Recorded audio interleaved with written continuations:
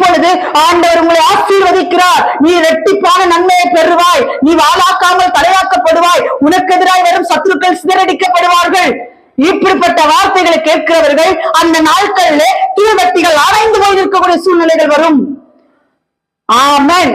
கண்டிப்பா வரும். கடிந்து கொள்ளுகிற வார்த்தைகள், பரிசுத்தமாகுங்க, பரலோகராஜ்ய சமீபித்திருக்கிறது, மனம் திரும்புங்கள், கோடாரியானது மரத்தின் வேரில் வைக்கப்பட்டிருக்கிறது. இப்படி எல்லாம் சொன்னா புடிக்க மாட்டேங்குது. நீங்களா அப்ப எப்படி தீவட்டிகள் என்னையோடு கூட வர முடியும்? அந்த புத்தி இல்லாத கன்னிகைகள் தீவட்டிகள் எண்ணெய் இல்லாமல் அந்த நாட்களில் கைவிடப்பட்ட சூழ்நிலை போல மாறிவிடும் என்று வேதவசனம் சொல்லுகிறது. புத்தி உணர்வாயிருங்கள். கடிந்து கொள்ளுகிற வார்த்தையை ஏற்றுக்கொள்ளுங்கள். அது யார் சொன்னாலும் ஏற்றுக்கொள்ளுங்கள். யார் சொல்ல உலகத்துக்குரிய பாவத்திலிருந்து வெளியே வாருங்கள் என்று சொன்னால் உங்களுக்கெல்லாம் கசக்குது, இன்னைக்கெல்லாம் தேன் மாதிரி மதுரமா